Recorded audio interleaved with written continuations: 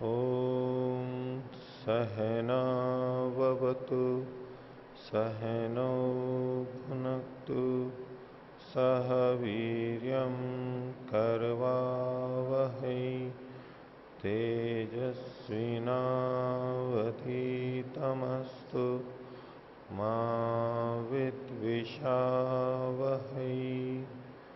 ओम शांति शांति शांति।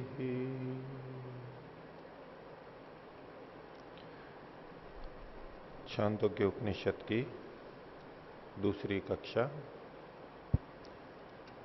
कल हमने देखा था कि इन्होंने ओम को उद्गीत शब्द से कहा, उस उद्गीत की उपासना करनी चाहिए और ये उद्गीत सबसे श्रेष्ठ रस है, सबसे उच्च है और इसके लिए हमें ऋक् यानी स्तुति और स्तुति के साथ में साम, इन दोनों को लेना होता है और जब दोनों चीजें हो जाती हैं तो वो कामनाओं को पूरा करने वाला होता है, परिपूर्णता को लाने वाला होता है। और ओम शब्द अनुज्ञा के अर्थ में, स्वीकारने के अर्थ में भी होता है। इसका जब हम प्रयोग करते हैं विशेष रूप से परमात्मा के संदर्भ में, तो वो हमारे को बढ़ाने वाला होता है। हम स्वीकार करते जाते हैं अच्छी बातों को और बढ़ते जाते हैं। तो कल के पाठ में ये रहा, किन्हीं को पूछना हो तो पूछिए। आचार्य जी, ये ऋक और साम आया था। हाँ। वाणी और प्राण। प्राण। तो प्राण से भावना को कहा था आपने। हाँ तो ऋक में शब्द और अर्थ तो आ ही जाते हैं। हाँ। तो उसमें भावना किस प्रकार से जोड़ी जाती है, उसके बारे में थोड़ा सा स्पष्ट कीजिए। और जैसे शब्द के साथ अर्थ जोड़ दिया तो अर्थ से अलग भावना भी करनी होती है, या हाँ वो तो अर्थ और भावना जैसे एक ही लगते हैं? हाँ। एक तो अर्थ की भावना की जाती है, तज्जपस तदर्थ भावना, कि जैसी वस्तु है वैसा स्वरूप हमारे मन में रहे। ठीक है, ये अर्थ, ये स्तुति तक का भाव बात हो गई। यहां जो भावना है उसके साथ में हमारी अच्छी मानसिक स्थिति, जिसको हम श्रद्धा के रूप में कह देते हैं, आदर के रूप में कह देते हैं, उसको यहां पर प्राण के रूप में, भावना के रूप में कहा है। एक है कि हम वस्तु के गुण को कह रहे हैं, स्तुति कर रहे हैं, बखान तो कर रहे हैं, लेकिन उसके साथ अंदर आदर का भाव नहीं है। बढ़ाई तो कर रहे हैं कि ये ऐसा है, ये ऐसा है, ये ऐसा है, लेकिन अंदर से उसके प्रति भावना नहीं जग रही है। एक शाब्दिक स्तुति हो गई, गुणों का वर्णन, और उसके साथ साथ में जो उसका रस है, सार है, जो प्रभाव आना चाहिए, उसके प्रति नतमस्तक हो जाते हैं, उसके प्रति आदर का भाव जग जाता है, ये भावना के रूप में। शब्द और अर्थ की भावना यानी अर्थ को भी मन में रखना, ये तो सारा ऋक के अंदर आ गया, स्तुति में हो गया।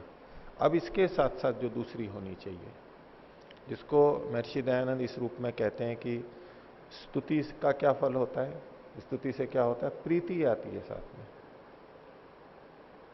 तो ये दोनों साथ में मिलके जब हम ओम का उच्चारण करते हैं, उद्गीत का करते हैं, जप करते हैं, अब ये परिपूर्ण है, अब ये कामनाओं को पूरा करने वाला है। हम यूं कहते रहे कि ईश्वर सर्वशक्तिमान है, आनंद स्वरूप है, न्यायकारी है, लेकिन प्रीति अंदर कुछ हो नहीं रही है उससे। ये भावना नहीं जग रही है, साम नहीं आया उसमें, ये प्राण के रूप में। इसको जगाने के लिए संगीत का प्रयोग करते हैं। उद्गीत का एक मोटा रूप संगीत हो गया शाम का, लेकिन इसका रस जो है, सार है, वो तो ये प्रीति वाला भाग है।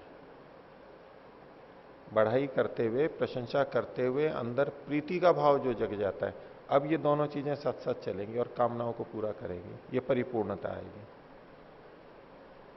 तो भावना का मतलब इस तरह, श्रद्धा कह लें आप, आदर का भाव कह लें, उसके प्रति नमन का भाव, समर्पण का की स्थिति, ये जो साथ में बनती है, प्रीति बनती है, वो लेना चाहिए।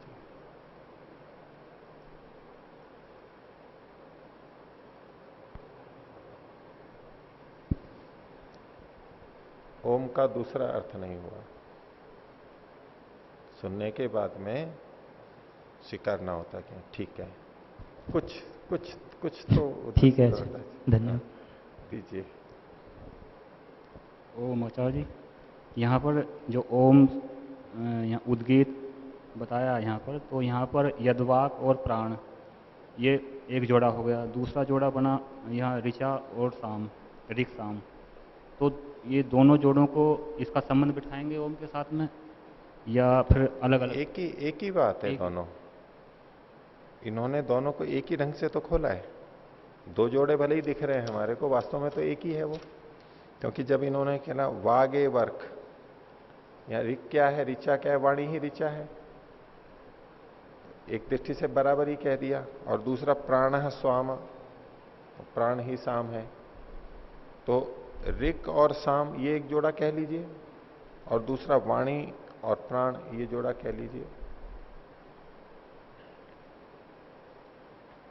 और इनमें कारण कार्य संबंध भी आप जोड़ सकते हैं, उस दृष्टि से अलग अलग भी कर सकते हैं, दो जोड़े उनको अलग कर सकते हैं तो।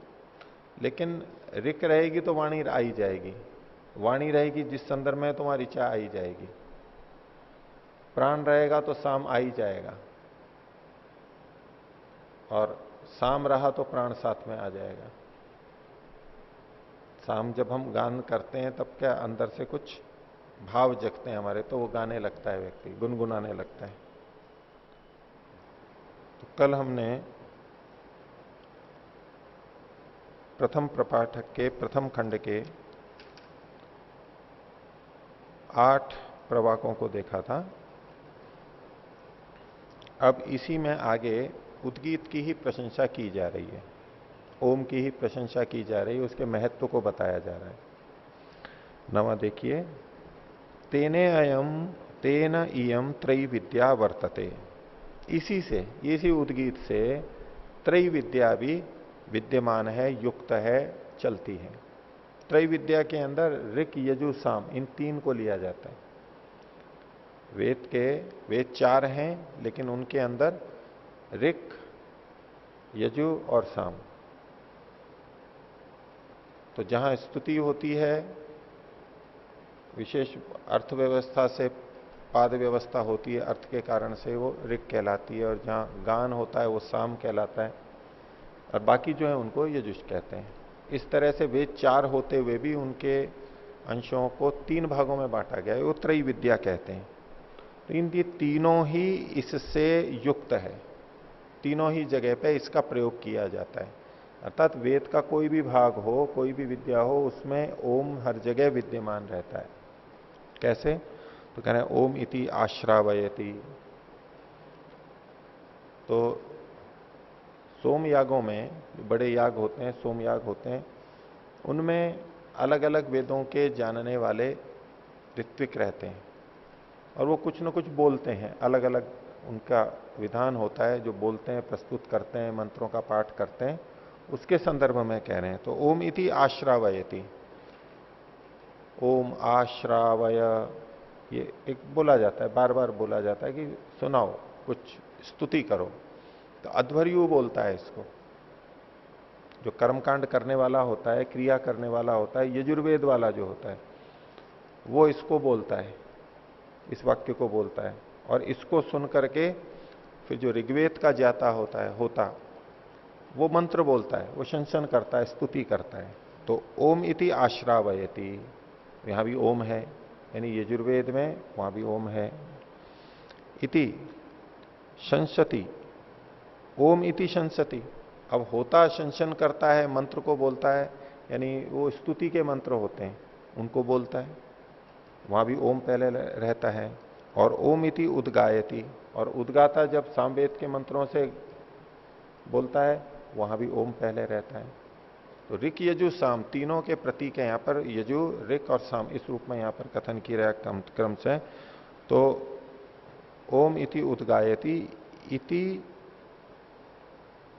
एतस्य एव अक्षरस्य अपचित्यई, ये तीनों ओम को बोलते हैं, उद्गीत को बोलते हैं, किस लिए? एतस्य एव अक्षरस्य, इसी अक्षर की। कौन सा अक्षर? ओम इति एतत् अक्षरम, उद्गीत जिसको कहा, उसकी अपचिति के लिए, उसके सम्मान के लिए, उसकी पूजा के लिए, उसकी महिमा के लिए। कैसे? महिमना रसेना, ये जो सब कुछ चल रहा है उसी की महिमा से, उसी के रस से, उसी के द्वारा उत्पन्न अन्नों के रस से ये सारा का सारा हो पा रहा है। अपचिति शब्द सामान्य रूप से क्षय के लिए, नाश के लिए प्रयोग किया जाता है। अपचय, उपचय और अपचय। अंग्रेजी में अप बोलेंगे तो ऊपर का आएगा, अप और डाउन। अप जहां जहां होगा वो ऊपर की तरफ जाता है, लेकिन संस्कृत में अपचिति अप नीचे की तरफ के लिए होता है, नाश के लिए, क्षीणता के लिए प्रयोग किया जाता है। तो उपचय, उप ये बढ़ने के लिए होता है, और अपचय नीचे के लिए होता है, क्षीणता के लिए होता है। तो वैसे अपचिति, चिति मतलब चयन करना, बढ़ाना, और अपचिति मतलब उसका चयन नहीं होना। चयन के विपरीत क्या होता है? उसका बिखरना, नाश होना। ये विपरीत अर्थ में जाता है वैसे शब्द, लेकिन ये पूजा और सम्मान के लिए भी प्रयोग किया जाता है, बढ़ाई के लिए भी ये प्रयोग किया जाता है। यहां प्रशंसा के लिए, क्योंकि महिमना रसेन कहा गया है, उसकी महिमा के द्वारा, रस के द्वारा। रस जो होता है सार होता है, हम उसका आदर करते हैं, उसके प्रति हम विशेष भाव रखते हैं। तो इस कारण यहां अपचित्ययी का मतलब यहां पर सम्मान या पूजा के लिए है, नाश के लिए नहीं है, क्योंकि ऐसा प्रसंग ही नहीं है यहां पर। जब उसकी प्रशंसा कर रहे हैं सारी की सारी, ओम की, उद्गीत की, और ये तीनों त्रय विद्या वाले ऋत्विक लोग ओम का प्रयोग कर रहे हैं, तो ओम के अपचय नाश के लिए थोड़ा ना करेंगे। तो प्रसंग से भी शब्द ऐसा आते हुए भी यहां पूजार्थक ही लिया जाएगा, और पूजार्थक रूप में अपचिति शब्द प्रयोग भी होता है कहीं कहीं, ऐसा ही यहां पर भी किया है। तो अक्षर से अपचित्य महिमना रसेना। अब इसमें कुछ और बात बोलना चाह रहे हैं, ये कि ओम शब्द का प्रयोग तो बहुत लोग कर लेते हैं, सभी तरह के लोग कर लेते हैं, लेकिन उन ओम शब्द के प्रयोग में भी उनके अंतर होता है। बाहर से तो ओम शब्द बोलते हुए एक जैसे दिखेंगे, लेकिन अंतर होगा। वो कैसे है उसको समझाने के लिए कह रहे हैं, तेन उभौ कुरुतो। तेना मतलब उस ओंकार से, उस उद्गीत से, दोनों ही करते हैं। वो दोनों कौन है ये अभी यहां नहीं खोला है, उससे तो दोनों ही करते हैं, यानी इधर ऐसे भी और ऐसे भी दोनों करते हैं। कौन है वो दोनों? तो यश्च एतत् एवं वेद, जो इसको इस प्रकार से जानता है। यश्च न वेद, और जो नहीं जानता है। जो इसको रस मानता है, रसतम मानता है, श्रेष्ठतम मानता है, सबका सार मानता है, वो भी ऐसे ही प्रयोग करता है, और जो इसको सार नहीं मानता वो भी ऐसे ही प्रयोग करता है। शब्द का प्रयोग तो कोई भी कर सकता है, लेकिन अंदर वो उसको किस रूप में स्वीकार कर रहा है, ये जानने वाले न जानने वाले दोनों तरह से होते हैं। तो यश्च एतत् एवं वेद यश्च न वेद। अब आगे इसी में खोल रहे हैं, नाना तो विद्या च अविद्या च। विद्या और अविद्या ये भिन्न भिन्न है। विद्या अलग चीज है और अविद्या अलग चीज है। नाना का मतलब है अलग अलग। एक नाना का मतलब है नाना प्रकार के, यानी भिन्न भिन्न प्रकार के, अनेक प्रकार के, ये भी अर्थ लिया जाता है। यूं देखेंगे तो क्या विद्या अनेक प्रकार की होती है और अविद्या भी अनेक प्रकार की होती है। ऐसा करना है तो विद्या के अलग अलग स्तर होते हैं। ये भी विद्या है एक निम्न स्तर का, फिर उससे ऊंचा स्तर भेद। अविद्या में भी स्तर भेद होगा, लेकिन यहां तात्पर्य भिन्न भिन्न है कि विद्या अलग है और अविद्या अलग है, बिल्कुल अलग अलग है ये। एक जान के करता है वहां अलग बात होगी, जो बिना जाने करता है वो एक अलग बात होगी।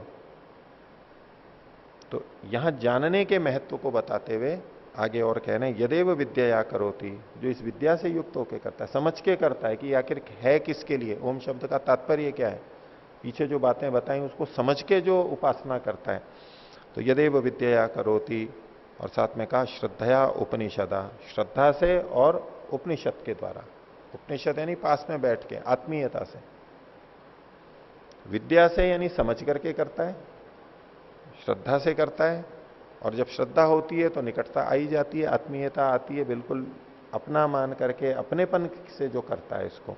उपनिषदा तदेव वीर्यवत्तरम भवति, वो अधिक बलवान होता है। वही ओम का उच्चारण उसके लिए अधिक बलवान होता है, अधिक लाभकारी होता है। तो बाहर से ओम का उच्चारण समान होते हुए भी उससे जो बल मिलता है, उससे जो लाभ होता है, वो भिन्न भिन्न होगा।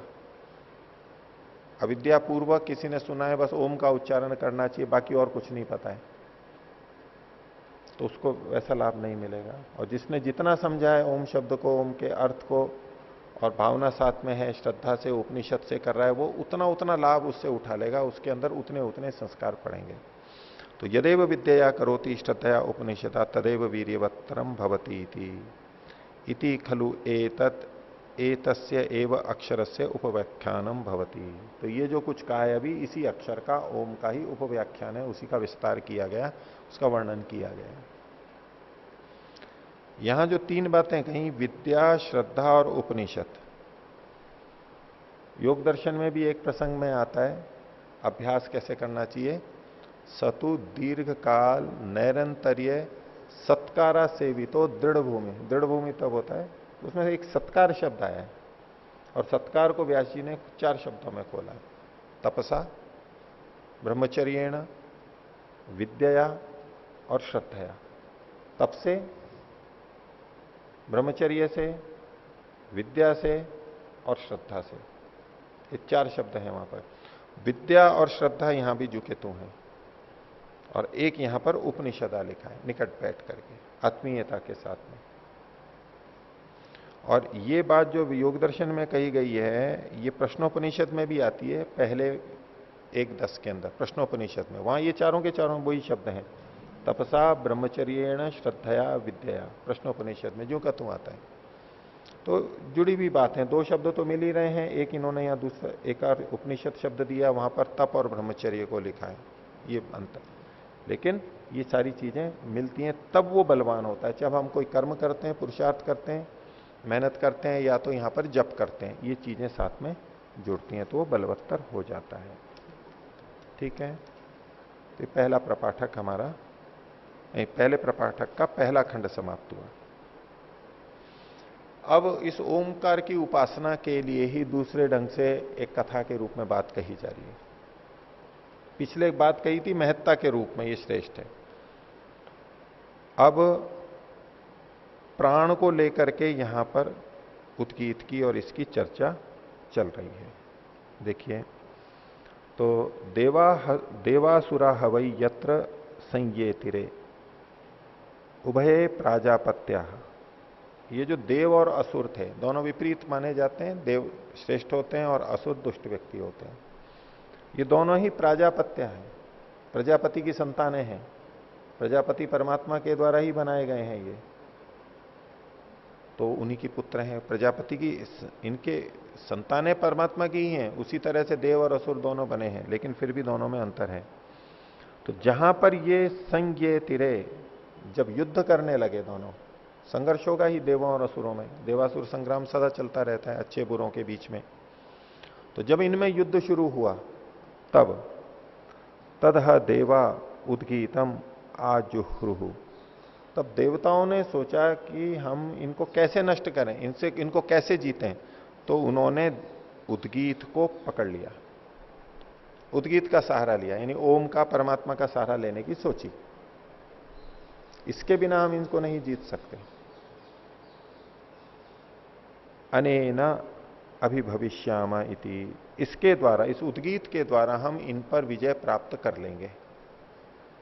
तो बाह्य साधन तो दोनों के जैसे भी रहे, देवताओं के, असुरों के, बल, अस्त्र शस्त्र आदि, लेकिन देवता ने सोचा कि हम उद्गीत को साथ में लेकर के चलेंगे और ऐसा करते हुए हम इन पर विजय प्राप्त करेंगे। तो जब ये हुआ तो उद्गीत को प्राण भी कहा गया है। वो हमारा आधार होता है, जीवन आधार होता है। ओम हमारा आधार है।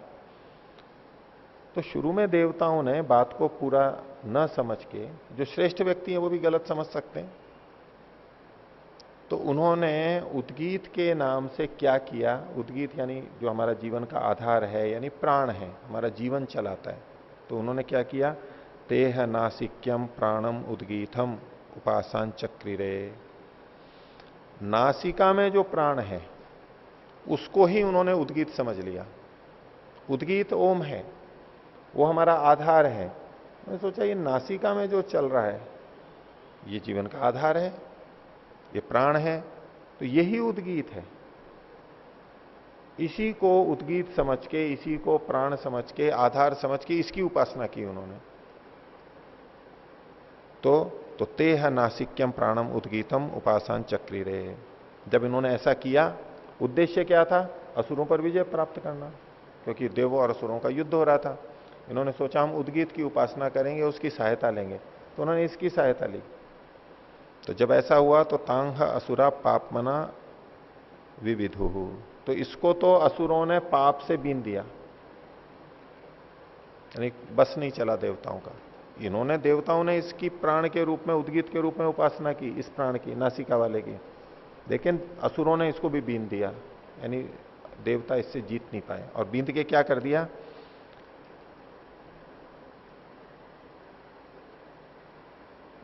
तस्मात तेन उभयम जिघ्रति। अब चूंकि असुरों ने भी इसको बीन दिया, इसलिए हम इससे दोनों तरह का सूंघते हैं, सुरभिम च दुर्गंधम च दुर्गंधिम च।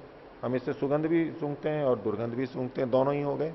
जबकि होना तो ये चाहिए था हम इससे केवल सुगंध लेते, लेकिन दुर्गंध भी इसी में, यानी दोष भी इसमें साथ में आ गया।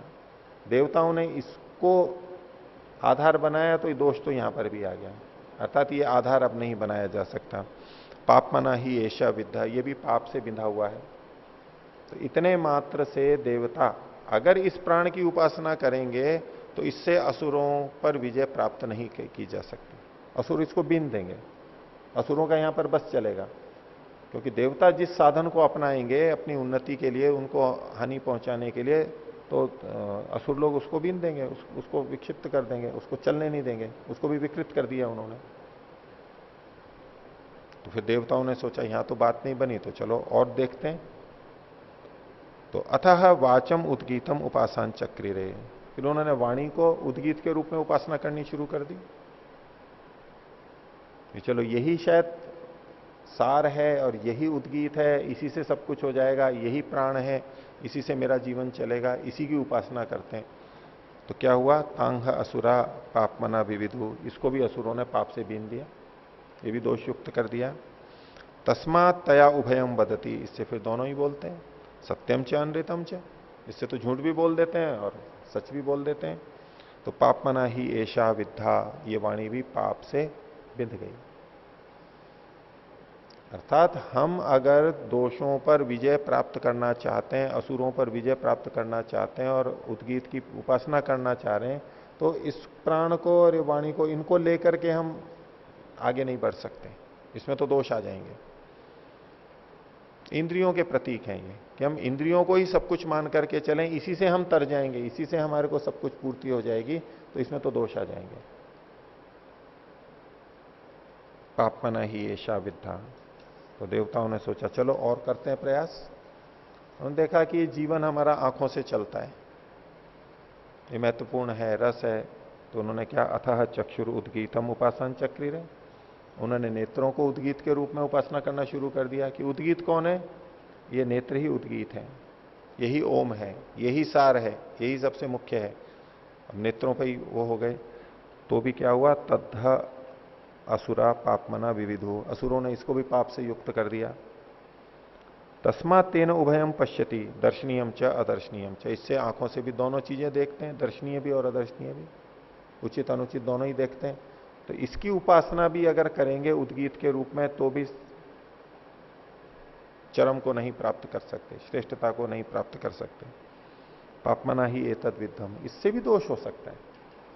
इनको उद्गीत मान करके, इन्हीं को मुख्य साधन मान करके हम चलें तो बात नहीं बनेगी। तो उन्होंने और आगे प्रयास किया। तो अथः श्रोत्रम उद्गीतम उपासन चक्री रे, उन्होंने श्रोत्र को उद्गीत मान करके उपासना कर ली, चलो इसको उद्गीत मान लेते हैं, इसी को सब कुछ मान लेते हैं। तो तथा असुरा पाप मना विविधु, असुरों ने इसको भी पाप से बीन दिया। तस्मात् तेन उभयम शृणोति, इसलिए हम कानों से दोनों ही चीजें सुनते हैं। श्रवणीयम च अश्रवणीयम च, सुनने योग्य और न सुनने योग्य, दोनों ही चीजें कान में पड़ती हैं। पापमना ही एतद विद्धम, इसमें भी पाप घुसा हुआ है, शुद्ध ये भी नहीं है। अब जब बाहर की चीजें हो गई, उन्होंने सोचा अंदर की चीज कर लें। तो अगला देखिए, अतः मन उद्गीतम उपासन चक्री रे, उन्होंने कहा कि मन को उद्गीत मान करके हम कर लेंगे। उद्गीत वही है ओम, लेकिन वो ओम है क्या? तब इन चीजों को ही उद्गीत मान करके, ओम मान करके, आधार मान करके उपासना करने लग जाएंगे, तो यहां तो दोष मिलेंगे, इसके आधार पर चल नहीं सकते। और असुरों पर विजय नहीं प्राप्त कर सकते इससे। तो मन में भी ऐसा ही हुआ, तो तथा असुरा पाप मना विविधु, असुरों ने इसको मन को भी पाप से बीन दिया। तस्मात् तेन उभयम संकल्प्यते संकल्पनीयम च असंकल्पनीयम च, इसलिए मन से तो दोनों ही संकल्प करते, संकल्प करने योग्य का भी और जो संकल्प नहीं करने योग्य उसका भी संकल्प कर लेते हैं। मन का विषय संकल्प विकल्प है, संकल्प शब्द आया तो पाप मना ही एतत् विद्धमिति, ये भी पाप से बिंधा हुआ है। तो सोचा अब क्या करें, किसकी हम उद्गीत के रूप में उपासना करें, किसे हम उद्गीत माने। तो अब अगले में इन्होंने कहा अथ य एव अयम मुख्य प्राण तम उद्गीतम उपासन चक्रिरे। फिर इन्होंने जो मुख्य प्राण था उसकी उद्गीत के रूप में उपासना की। अभी तक ये जो इंद्रियां थी, मन था, ये गौण प्राण है, इनसे भी जीवन चलता है हमारा, ये भी प्राण है लेकिन गौण प्राण है। इंद्रियों को भी प्राण शब्द से कहा जाता है। तो अब इन्होंने मुख्य प्राण की उपासना की, मुख्य प्राण को उद्गीत मान करके उपासना की। न मुख्य प्राण का यहां तात्पर्य परमात्मा लेना चाहिए।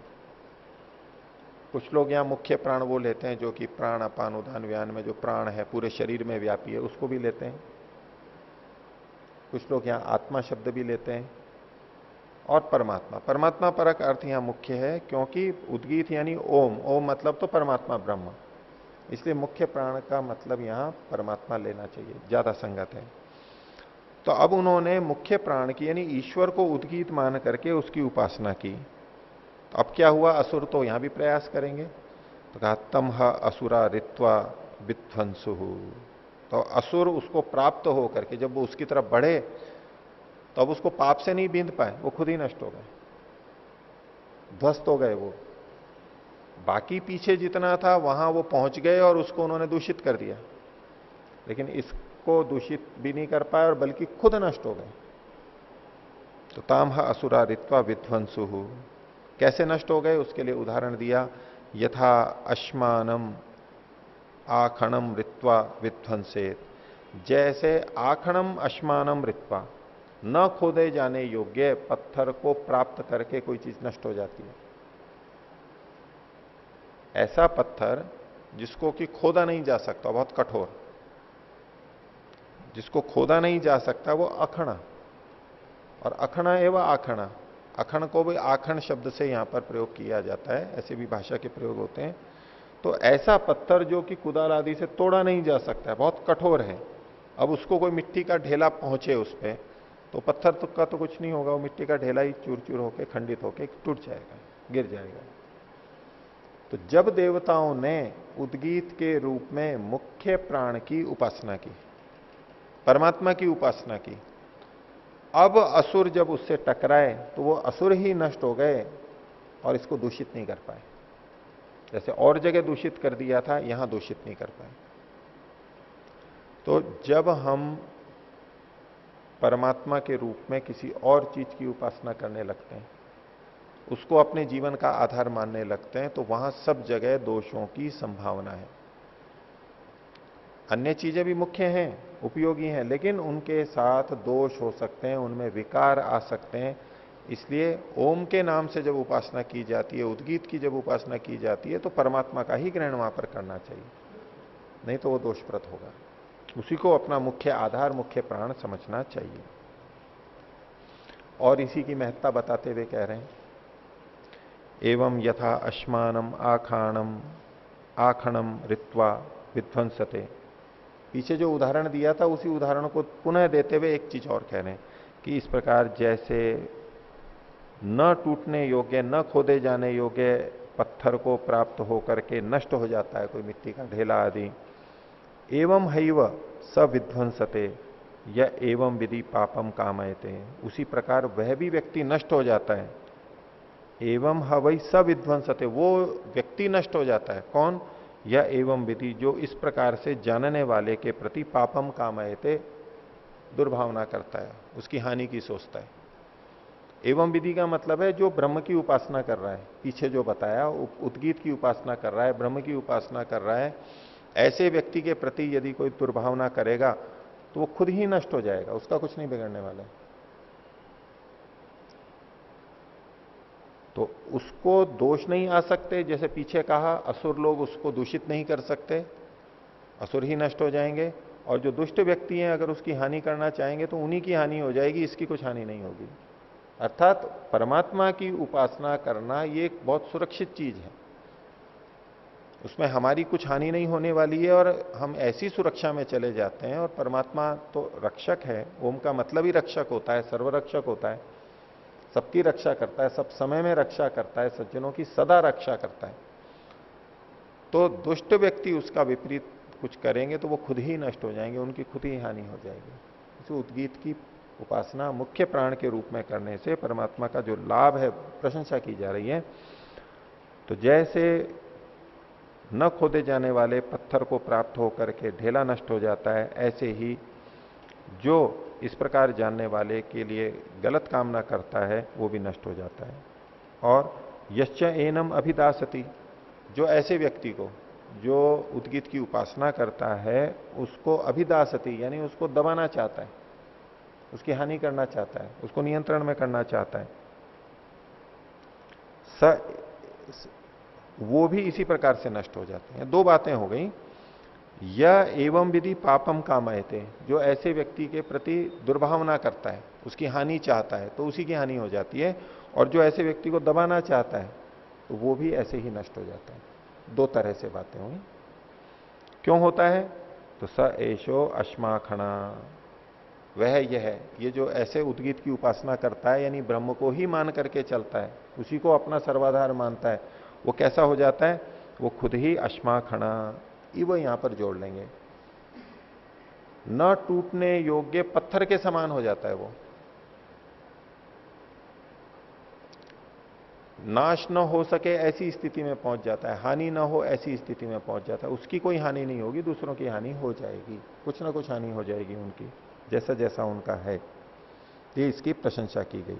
तो जो ब्रह्मनिष्ठ व्यक्ति होते हैं उनके प्रति हमारा व्यवहार ठीक ही होना चाहिए, और हमें उपासना भी ब्रह्म की ही करनी चाहिए, ये इसका तात्पर्य। और जब मुख्य प्राण की उपासना करता है व्यक्ति तो क्या होता है? तो उसी को खोल रहे हैं, नैव एतेन सुरभि च दुर्गंधि विजानाति। और जब ऐसी स्थिति में हो जाता है मुख्य प्राण से, तो वो सुरभि और दुर्गंधि को जानता नहीं है, अर्थात वो इन सबसे ऊपर उठ जाता है, ऐसी स्थिति में पहुंच जाता है कि वो तटस्थ हो जाता है, सुरभि और दुर्गंधि। तो सुगंध और दुर्गंध को वो नहीं जानता, यानी उसको उसका असर नहीं पड़ता है। अपहत पापमा ही एशा, क्योंकि वो अपने पापों को नष्ट कर चुका है। तो परमात्मा का सहारा ले लेगा, उसके पाप नष्ट हो जाएंगे, दोष हट जाएंगे। परमात्मा को ठीक रूप में उपासना कर रहा है, यानी स्तुति भी कर रहा है, ऋचा भी और साथ में साम भी है, दोनों जुड़े हुए हैं, तो उसके पाप नष्ट ही हो जाएंगे, वो पाप युक्त ही नहीं होगा। तो अपहत पापमा एशा, उसने अपने पापों को, दोषों को नष्ट कर दिया है। तेन, इस कारण से, यद अश्नाति यद पिबती तेन इतरान प्राणान अवति। तो इस प्रकार वो यद अश्नाति, जो खाता है, यद पिबती, जो पीता है, उससे अपने अन्य प्राणों की रक्षा करता है। एक व्यक्ति वो होता है जो अपने प्राणों की, स्थूल प्राण है, उन्हीं की रक्षा में लगा रहता है, तो वो उनकी पूरी रक्षा नहीं कर पाता, उसमें दोष आ जाते हैं।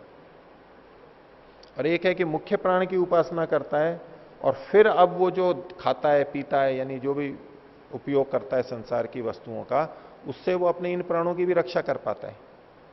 यदि इन अन्य प्राणों की, इंद्रियों की रक्षा में ही हम तत्पर हो जाएंगे तो वहां तो दोष आ जाएंगे, बिंद जाएगा, वो असुर आ जाएंगे वहां पर। लेकिन यदि परमात्मा की उपासना करेगा और फिर इनका उपयोग करेगा, तो अब इन इंद्रियों की भी रक्षा होगी, ये दोषों में नहीं जाएंगे, इनसे दोष नहीं होगा। अब इंद्रियों की और शरीर की रक्षा तो सभी करते हैं, उनका पालन पोषण तो सभी करते हैं, लेकिन फिर भी अंतर यही पड़ता है, एक केवल इन्हीं की, सीधे सीधे इन्हीं प्राणों की रक्षा करता है और परमात्मा को छोड़ करके चलता है, तो उसको दोष आएंगे। इसी बात को समझाए। और असुर वैसे कहते हैं उसको भी है, जो प्राणों के पोषण में तत्पर होते हैं, इन्हीं इंद्रियों की तृप्ति में ही जो लगे रहते हैं, वो असुर हैं। तो इंद्रियों को ही लक्ष्य बना के चलेंगे तो दोष आने ही हैं वहां पर, कोई भी चले वैसे। तो तेन यद अश्नाति यद पिबती तेन इतरान प्राणन अवति। क्योंकि व्यक्ति के मन में यह शंका हो सकती है कि मैं परमात्मा को ही मुख्य प्राण मान के उसी की उपासना करूंगा तो बाकी इंद्रियों का क्या होगा, बाकी का क्या होगा, इसकी तो मैं उपासना नहीं कर रहा हूं। बोले परमात्मा की उपासना करेंगे, उसको प्राण मानेंगे तो उसकी सारी बातों का आचरण करेंगे तो बाकी इंद्रियां बाकी प्राण तो अपने आप ही हो जाएंगे। इसी तरह का आचरण होगा कि वो पुष्ट होते चले जाएंगे, उनकी हानि नहीं होगी। आगे एतमु एव अंततो अवित्वा उत्क्रामति। तो इस प्रकार से अंततः जो यदि वो इसको बिना प्राप्त किए उत्क्रामति उत्क्रमण कर जाता है यानी मृत्यु को प्राप्त होता है। एतमु एव अंततः अंत में अवित्वा बिना प्राप्त किए यानी परमात्मा को प्राप्त किए बिना जो उत्क्रामति नष्ट होता है यानी मृत्यु को प्राप्त होता है, अगले जन्म के लिए जाता है। तो व्याददाति एव अंततः इति, तो अंत में उसका बस मुंह ही खुला रह जाता है, मुंह खुला हुआ रह जाता है, निंदा के अर्थ में है। जो ब्रह्म की उपासना करता है उद्गीत के रूप में उसने तो प्राप्त कर ही लिया, लेकिन जिसने ब्रह्म को प्राप्त नहीं किया है वो मरते समय बस मुंह खोला हुआ ही रह जाता है, जैसे कि कुछ कर ही नहीं पाया मैं तो, ये जीवन मेरा व्यर्थ हो गया। तो पहले वाले की प्रशंसा इसमें की गई और यहां इसकी निंदा की जा रही है।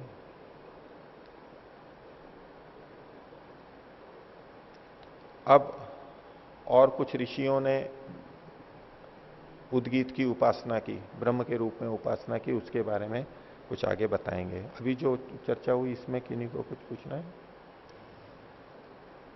बोलिए।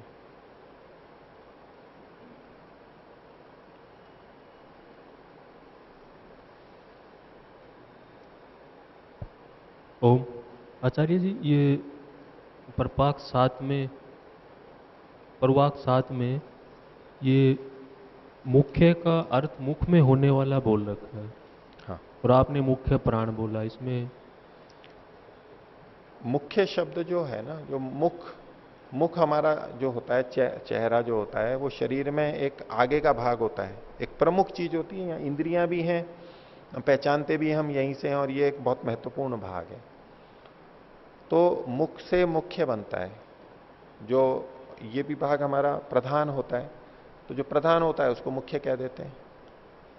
तो ये तो शाब्दिक अर्थ है, मुख में होने वाला या सर्व शरीर व्यापी प्रधान। यहां जो इन्होंने किया है ये तो जो मुख में होता है और पूरे शरीर में है, ये तो अलग प्राण की बात कर रहे हैं। लेकिन यहां मुख्य प्राण का मतलब ईश्वर लेना चाहिए, जो सबसे प्रधान है।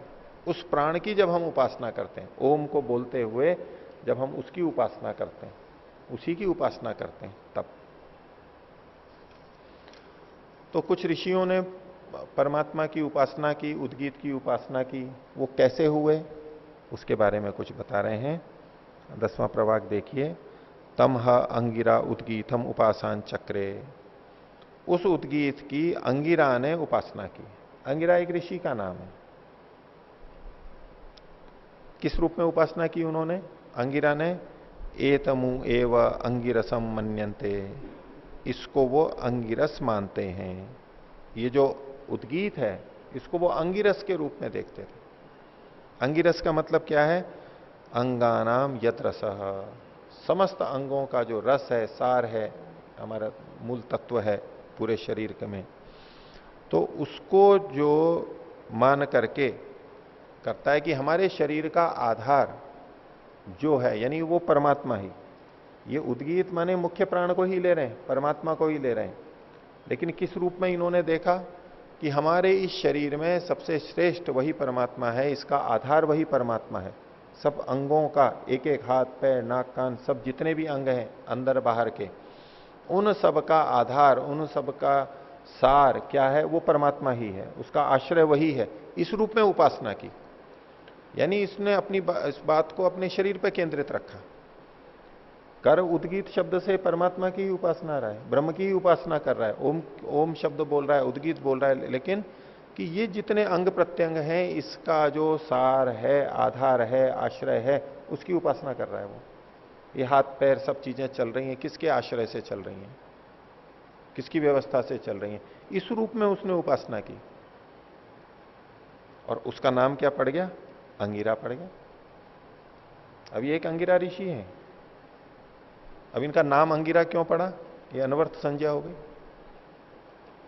क्योंकि उन्होंने अंगों का जो रस है उसको उद्गीत के रूप में देखा, उद्गीत को अंगों के रस के रूप में देखा, उसका नाम अंगिरा पड़ गया। तो तमह अंगिरा उद्गीतम उपासान चक्रे, ये एक शैली है। उद्गीत से, ओम से उपासना ब्रह्म की ही कर रहा है, लेकिन किस रूप में? इन शरीर का आधार सार वही है, आश्रय वही है, इस रूप में कर रहा है वो। उसका नाम अंगिरा पड़ गया।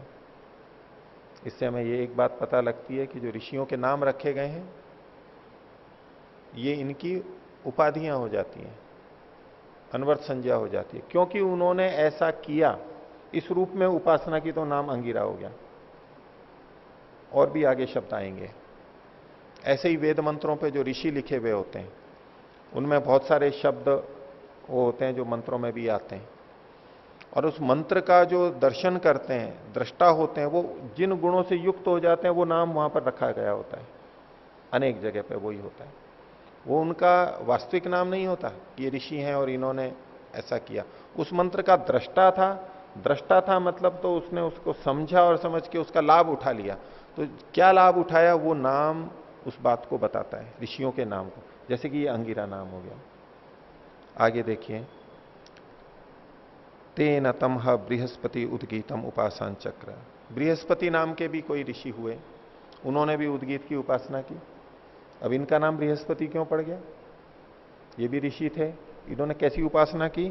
तो कई देख आगे बोलते हैं, एतमु एव बृहस्पति मन्यन्ते, वो इसको ही बृहस्पति मानता है। इसको किसको? उद्गीत को, ओम को। अंगिरा ने इस उद्गीत को अंगिरस माना था। क्यों अंगिरस माना था? क्योंकि वो अंगों का रस है, आधार आश्रय है। और जो बृहस्पति है, इसने क्या किया? इस उद्गीत को बृहस्पति माना। उस ओम को, उद्गीत को उसने बृहस्पति मानता था। अब उसको बृहस्पति कैसे मानता था? तो उसको आगे खोल रहे हैं, वाघी बृहति। ये जो वाणी है ये बृहति है, इसका नाम है बृहति। और तस्या एव पति बृहस्पति। इस वाणी का जो पति है उसको बृहस्पति कहते हैं। तो अब उद्गीत को, ओम को किस रूप में देखा उसने? वाणी का जो पति है। वाणी एक महत्वपूर्ण भाग है हमारे मनुष्य जीवन में। वेद वाणी ले लीजिए, ये वाणी ले लीजिए, इसका भी जो पति है, स्वामी है, इसको भी जो चलाने वाला है, इसका भी जो नियंत्रक है, इसको देने वाला है, जिसकी व्यवस्था से हम बोल पा रहे हैं, और ये जो वेद आदि शास्त्र मिले, इसका जो पति है, उसको उसने ओम शब्द से, उद्गीत से उपासना की।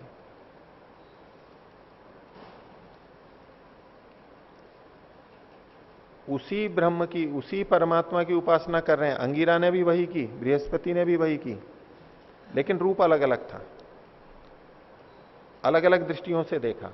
तो चूंकि इसने बृहस्पति यानी बृहति वाणी के पति के रूप में ब्रह्म की उपासना की, इसका नाम बृहस्पति पड़ गया। ये भी उसका उपाधि नाम है, अनवर्त संज्ञा है, उसने ऐसा किया इसलिए उसका नाम हो गया। आगे देखिए, तेन तम ह अयास्य उद्गीतम उपासन चक्रे। और इसीलिए उसने उसकी अयास्य नाम का, ये भी कोई ऋषि हुए हैं, उन्होंने भी उद्गीत की उपासना की। अयास्य नाम क्यों पड़ गया उनका? तो प्रक्रिया बता रहे हैं उनकी उपासना की। एतमु एव अयास्यम मन्यन्ते, कि इसको ही, इसको यानी उस उद्गीत को ही, मुख्य प्राण को ही अयास्यम, अयास्य वो मानते थे, समझते थे। अयास्य मतलब मुख में जो गति करता है, मुख में से जो नीचे जाता है, उसमें सारा अन्न आ गया, जो भी हम खाते हैं, पीते हैं, उन सब चीजों को। तो उसने क्या देखा, ये जो ऋषि थे, इन्होंने कैसे परमात्मा की उपासना कर ली कि ये जो कुछ भी हम मुख से खाते हैं, ये सब परमात्मा का ही दिया हुआ है, उसके बिना ये जीवन नहीं चल रहा है। एक तरफ हम ये भी देख सकते हैं कि इस अन्न से हमारा जीवन चल रहा है, फल से, दुग्ध से, जो भी चीजें हम खाते हैं, अब अभी दृष्टि उसी पे ही है, उस खाद्य पदार्थ पे। लेकिन अब इसी में उसने ब्रह्म की उपासना कैसे कर ली, उद्गीत की उपासना कैसे कर ली कि ये जो खा रहा है बोले इसके पीछे वो ब्रह्म है, ये व्यवस्था ब्रह्म से है, ये चीजें ब्रह्म के द्वारा बनाई जा रही हैं और बस यही उपासना करती है। उपासना ब्रह्म की उद्गीत की ही चल रही है, लेकिन केंद्रित अपने को इसमें रहे। जो भी खाएगा ये ब्रह्म ने ही मेरे को दिया है, ब्रह्म की व्यवस्था से। अब ऐसा करते करते उसने ब्रह्म की उपासना की, उसका नाम आयास से पड़ गया।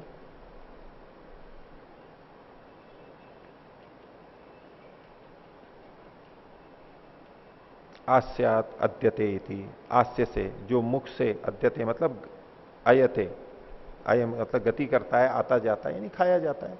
जो भी कुछ मुंह से हो रहा है, आप इसमें श्वास भी ले सकते हैं, तो खाने पीने की चीजें तो हम ले ही सकते हैं। ये तीसरे ऋषि का नाम भी ऐसे ही पड़ा है, क्योंकि उसने उद्गीत की ऐसे ही उपासना की।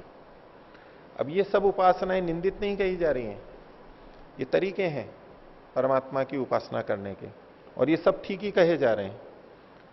ऐसे भी कर सकते हैं, अंगिरस के रूप में, बृहस्पति के रूप में, आयास्य के रूप में, किसी भी ढंग से कर लें।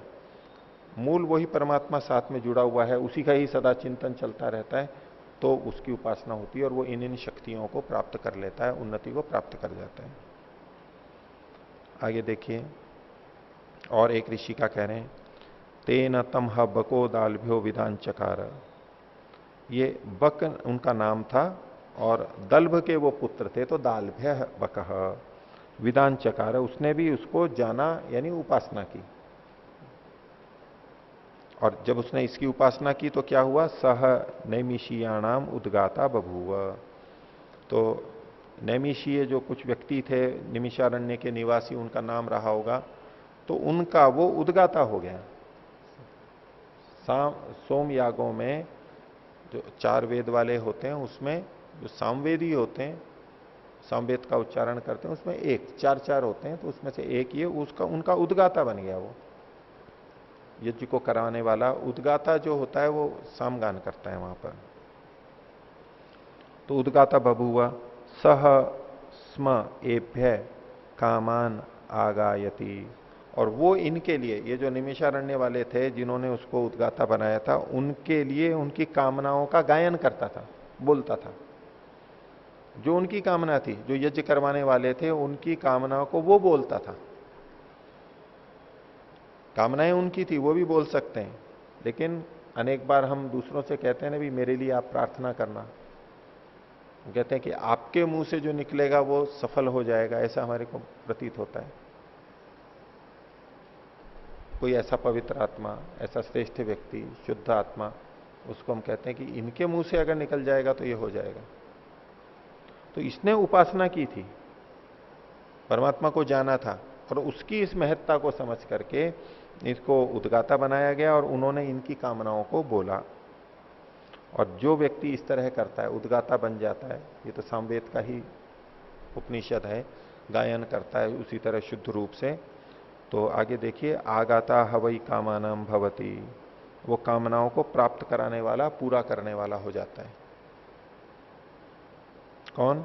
यह एतद एवं विद्वान अक्षरम उद्गीतम उपासते इति अध्यात्मम, जो इस प्रकार से, जो व्यक्ति, यह एतद एवं विद्वान, जो इस प्रकार से जानने वाला, अक्षरम, इस अक्षर को, ओम अक्षर को, उद्गीतम उपासते, उद्गीत के रूप में उपासना करता है, इति अध्यात्मम।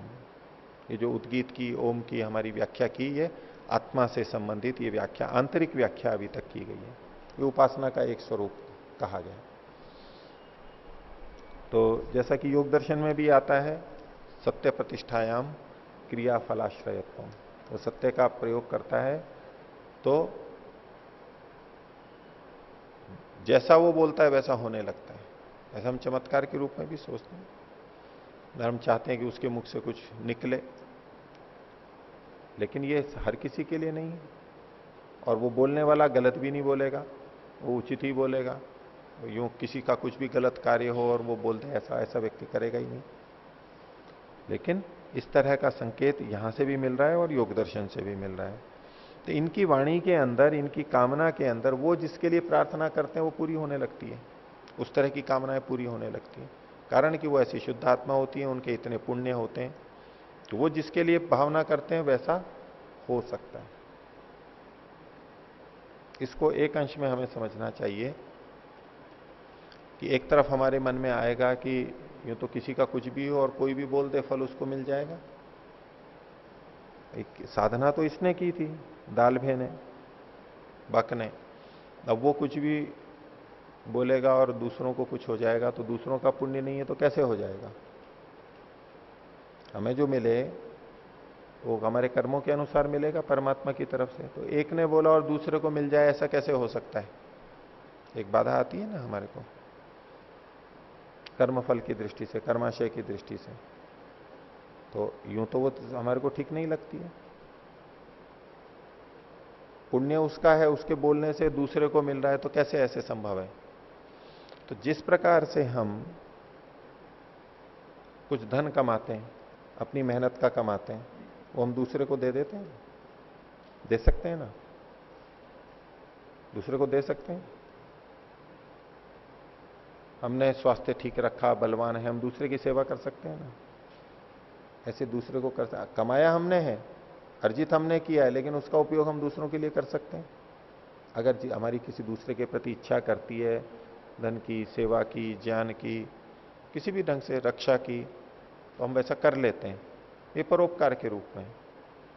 लेकिन वैसी हमारी कामना होनी चाहिए, तब हम करते हैं ऐसा। हम उसको ठीक समझते हैं, उसको हम अपना समझते हैं, तो उसके प्रति हम ऐसा कर देते हैं। नहीं तो नहीं करेंगे, हर किसी के लिए नहीं करेंगे। तो इसी प्रकार से जैसे हमारा कुछ कर्माशय है, विशेष कर्माशय है किसी का, ऐसा कोई व्यक्ति है, और उसके मन में अगर किसी के प्रति भावना आती है और वो वैसी भावना करता है, तो अपने कर्माशय का इस रूप में उपयोग कर सकता है दूसरे के लिए। दूसरे का अपना कर्माशय जो चलेगा वो बनेगा, लेकिन इसके मन में उसके प्रति कोई भावना जग रही है। जब हम किसी को धन देते हैं, सहयोग करते हैं, तो कुछ भावना जगती है, तभी तो देते हैं, कोई कारण होता है। और हम देखते हैं कि भाई इसको धन नहीं दिया, वो दुखी होगा, तो उसके दुख से हम दुखी हो जाते हैं। दूसरे को का दुख जब हमसे नहीं देखा जाता, जो अपने व्यक्ति होते हैं, जिनको हम आत्मीय समझते हैं, उनका दुख हमें नहीं, हमसे नहीं देखा जाता है, तो हम उनके लिए कुछ सहयोग करते हैं। और उस सहयोग को करते हुए एक तरह से हम अपना ही सहयोग कर रहे होते हैं, क्योंकि हमें वो स्थिति नहीं देखी जा रही है। देश की कोई स्थिति है, उसको व्यक्ति को सहन नहीं हो रही है, उसके लिए वो अपना बलिदान ही कर देता है। वैसे तो दूसरों के लिए कर रहा है एक दृष्टि से, दूसरी दृष्टि से वो कर सकता है, उसके साधन है, अपना जीवन लगा सकता है। क्योंकि अगर वो ऐसा नहीं करता है तो वो खुद भी दुखी होता है, क्योंकि उसका व्यक्ति, उससे प्रिय जो भी है, देश, राष्ट्र, भाषा, जो भी कुछ है, उनका कुछ अच्छा नहीं होता है तो उसको बाधा होती है।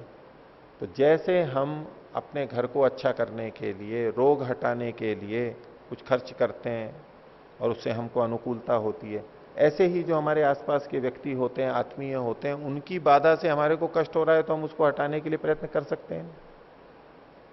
ऐसे ही इसमें भी कर लेते हैं।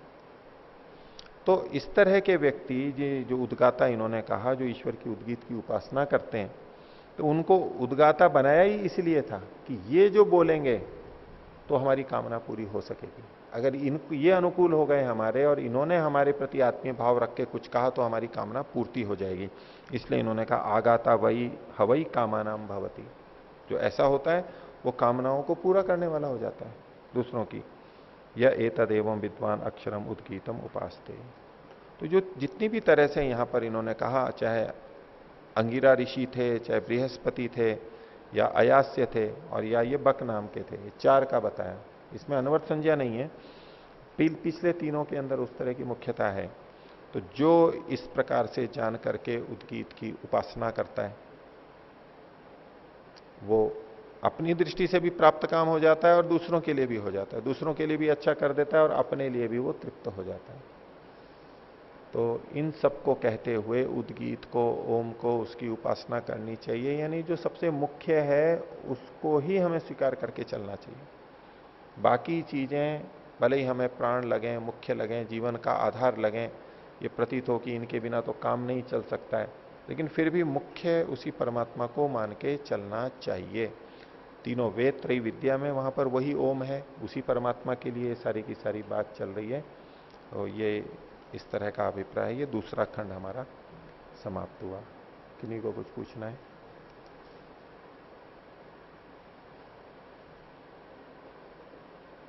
तो इसको यहीं समाप्त करते हैं। प्रणव।